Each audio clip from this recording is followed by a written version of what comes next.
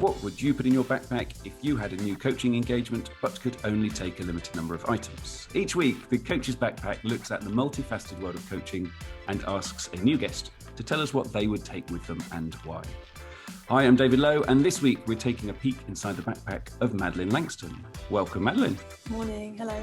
So first off, the first challenge is, can you describe what you do in under 20 words?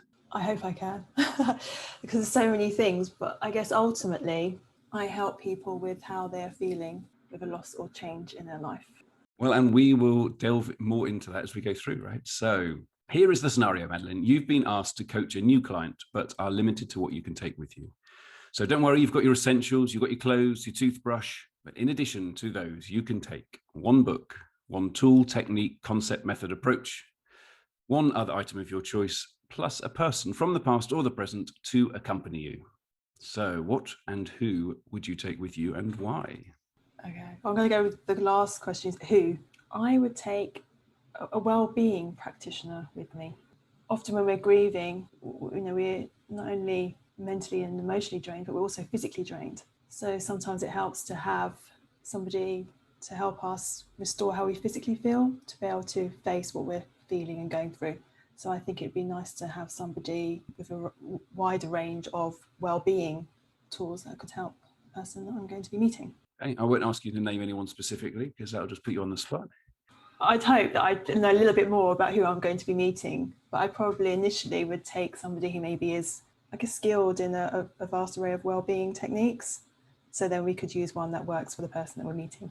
I'm starting to learn a little bit more myself, like mind, body and breath integration with grief and many different other things. But I think sometimes I like to collaborate to be able to help people as much as possible.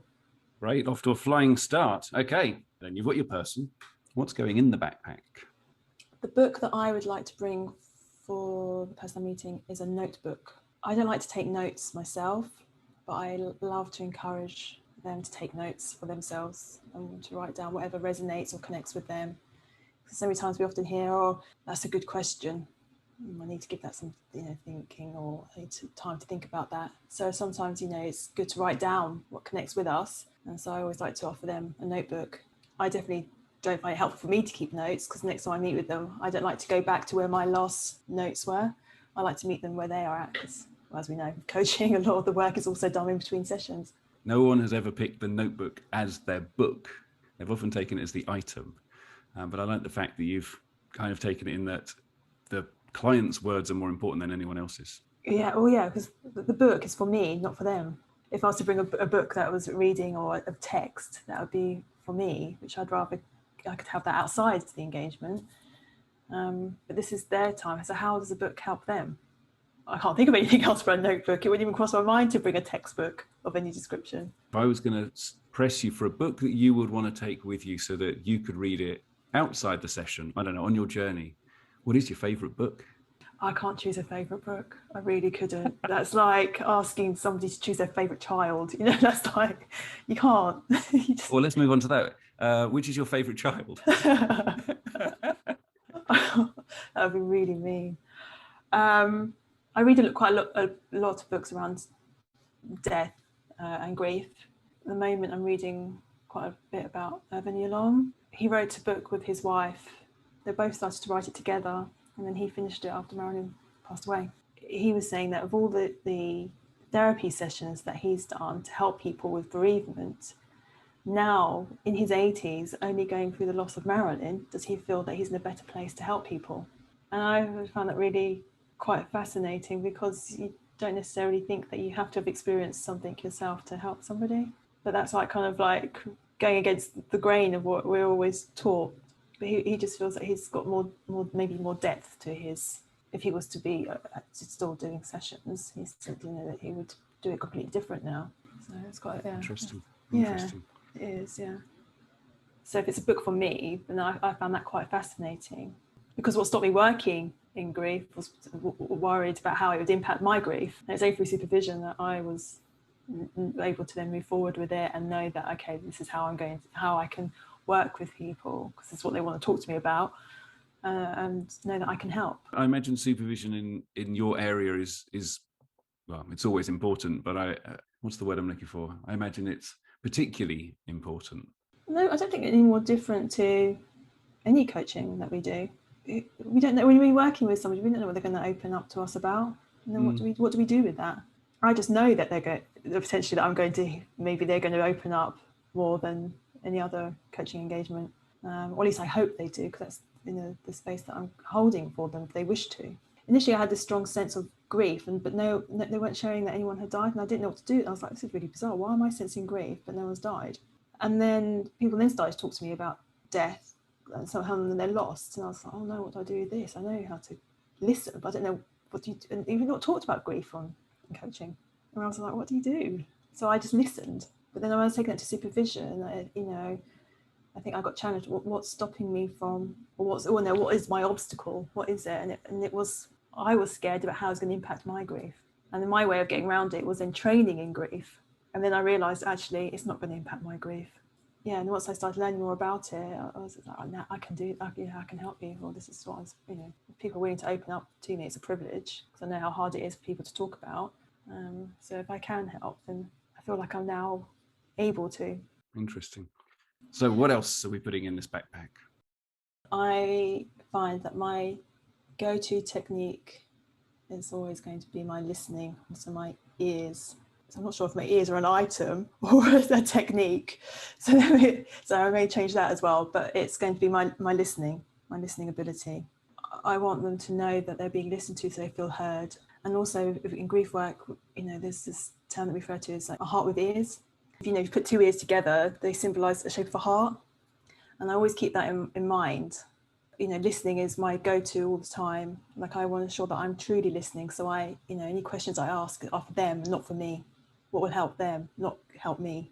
Or maybe my ears are my item. Let's see, I don't know myself. But that's what I'll definitely bring in my backpack, my listening ability. So that people who are listening can get an idea of your role, could you give us a description of a typical client engagement, if there is such a thing? Many of the people that I work with at the moment have experienced a bereavement. And I think that's probably because most people, well, not most, I should change that, I'll say many people only associate grief with bereavement.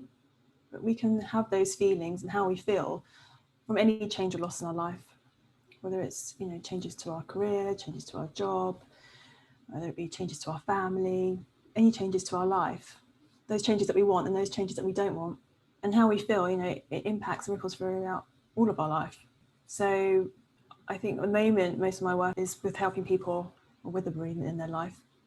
I think as I help and start talking to more people, then I'll be able to help more people with it, whether they're going for a divorce or whether their job is being made redundant or any other change. I mean, the list is endless, right? And so anyone that wants help with how they're feeling, that's where I like to be able to support them. I mean, the first thing that came to mind after bereavement was redundancy, because so many people seem to struggle with that, right? It's work, rightly or wrongly, becomes part of our character and part of our identity. And then when we retire, I'm sure there's a few people out there thinking, have I not retired by now? Retirement does seem to just remove that familiarity and that identity part from you as well. It was a big change in our life. And bizarrely, we're not taught at all, really, for something that's inevitable in life. We're not taught how to deal with it. And it just, it's mind-blowing, really, and not in a good way. And often, it's the quality of our life that's affected because it impacts everything: our mood, our well-being, our relationships, our work, our business. Yeah, I really like to invite and encourage people to, get help with how they're feeling around a big change or loss in their life. A lot of people feel, especially with this bereavement, that by working with their grief or moving forward a bit, it's about leaving that person behind or leaving that loss behind, but it truly isn't. It's about moving forward in a way that's helpful for you, so you still have your quality of life and that you still feel that you have a life that you want to enjoy and have joy from, contentment, happiness. But I would really just encourage, if someone wants to change how they're feeling with what they're experiencing, then reach out, and even if it's not to me but to somebody, and even if it's to contact me and say, this is you don't have to work with me, but I can help maybe signpost to somebody else. I don't want people to be stuck alone, because often we feel that there is nowhere to go and that we have to experience this or be stuck with how we're feeling by ourselves because no one understands. But also, no one will understand how we're feeling because it's unique to us. or working with somebody who understands that no one's going to understand, I think it's, will be helpful for people. Okay, I'm going to stop grilling you now. I'm just fascinated by it. Still, I'm slightly troubled by the ears being an object. Really? And then the thought of you just having like a bot in your backpack, just like you're bringing out these ears. Sometimes I do vision, I have to vision that to ensure that I am listening. Sometimes it's like an anchoring for me. Like, okay, put your listening on. Make sure you're listening, lads. Are you here to listen? Are you grounded in this space? People go through some really devastating time, and sometimes, if I'm not truly listening, then I've got to be careful that it doesn't not only impact me, but how can I then be helpful for them? And so sometimes I really, the whole image of me thinking, right, put your ears on, man, really listen. How can you help here? Because sometimes just allowing somebody to be able to open up about how they're truly feeling is just helpful in itself. But if I'm not listening, then they're not going to do that again, because they're going to feel rejected. Which unfortunately, a lot of the time, people will talk and then just not get the response, because we don't know how to respond when people open up about grief. It's like, oh no, I don't want to hit that. I'm going to take that idea of you picking out the ears out of the backpack with me when I think about, right, time to listen and putting them on. Well, it grounds me to the space for them. It really does make me present for the session. Or as simple as, like, I'll always wear, especially online, I'll always wear a headset so people know that even when they're talking, nobody else could possibly be hearing. But even that process of putting the earbuds in is like me putting on my ears, and then tunes me in. It'd be interesting when we get to do more face-to-face. I'll use as my grounding for getting my ears on. You could get like a plastic pair of ears, those comedy ears, but I'm not sure that would set the right tone. Maybe it would. Maybe it would help. Maybe humor. Well, and that's that'd be interesting, actually. Yeah. This is a selfish question here in light of my research area, but how much does humor come into it? How much does humor come into any coaching conversation? I think we have to just have a feeling whether or not it's right to use a question, whether we know it's right to use laughter, or whether it's, sometimes you don't know who you're going to meet and what they're going to bring up. And often, what brings somebody to the coaching engagement is not what we end up talking about. Ultimately, also, with grief, we can't assume that tears is always a sign of sadness, or of any, actually, in any coaching session. But also, laughter is a really big reaction to grief. It's just, some people have just hysterically laughed. So what is the other item? I've lost the plot. We've had a notebook, which is your book. We've had your listening. So what is the final item that you want to put in your backpack to take with you? My instincts. I find them as probably one of my second, or equally as helpful as my listening ability. Because it's also my radar, my gauge of how well I'm listening as well. Because if I'm not sensing or feeling something, then I think, am I truly listening? And it's being able to distinguish what's my feelings and what's somebody else's. So often what I'm sensing, feeling, or thinking, when I share it, is what they're experiencing. And I think, well, that to me makes sense, because if I'm truly listening to them, then that's their world. That could be how they're feeling. So I'll probably say, like, over 90% of the time, when I share what I'm sensing and feeling, it matches their experience. Yeah, I think I may be a little bit lost about my instincts and intuition, maybe. So I definitely would like that in my backpack. That's a great choice. Is it more about empathy or sympathy? Because I think this is something that lots of people get confused. I think there's the sympathy, the empathy, and compassion. So I try, like, I remember looking up the definitions of all three. It made me intellectualize it, and I was like, oh no, that's not it. Because also when we're grieving, we try to think our way out of things, but really grief is a feeling. So I was like, oh no, I can't think what the difference is between sympathy, empathy, and compassion. But I feel when I'm in the compassionate mode. Sympathy is when I'm trying to connect with maybe how they're feeling. Like, oh yeah, I know how you feel. I'm sorry, but I don't.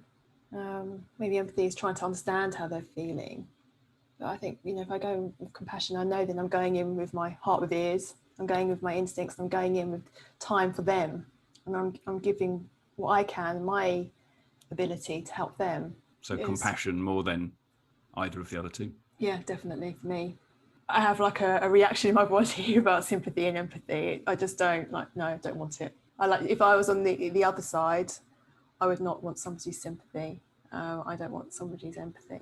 Okay, cool. Well, your backpack is all packed. Now, sometimes other people might help us pack some of our backpack. And so if there was one thing you'd want to make sure is not in that backpack, what would it be? All my stuff. You know, like when you got to think, oh, I've got to do this today, I've got to do that, or have I done this, or you know, just whatever it is that's going on in our heads for the day, I want to make sure that's not with me, because that will be there when I finished the session, the coaching engagement. It's not going to go anywhere, but I don't want it to be with me for this time, because it's time with them, not my time. So I hope that clutter and noise isn't present, so I can truly listen, engage, and be there. Right. So you're set to go. Now you're set to go off on this mystery engagement. Where do you hope you are or are not going? Nice question. I hope it's towards the corporate world. I really think that we need some more support within the workspace. I'm not even sure if corporate is the right word now, but within the workspace, because, you know, I hope employers help employees more with how people are feeling during big times of change going on, whether it is through work changes or life changes.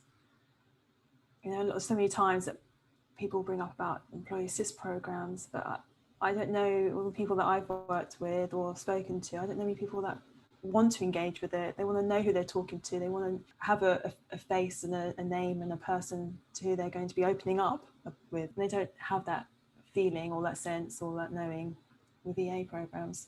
So I hope that it is an employer who's called up to say, will you have a chat with somebody in our team? Because it will impact the rest of the team as well. So I think it's a win for everybody. But I hope I'm not meeting them in the workspace. I hope the person chooses a space where they feel that they're free to talk and open up and feel safe to talk. If it's me personally, I'd love it to be near water. I know not everyone does like water, so wherever they would, they would. Do you feel generally it's getting better, this whole situation of people being able to talk and deal with grief and deal with change? I think there's more talk about it. I think there still needs to be more change, but for change to be change, it needs to be continual.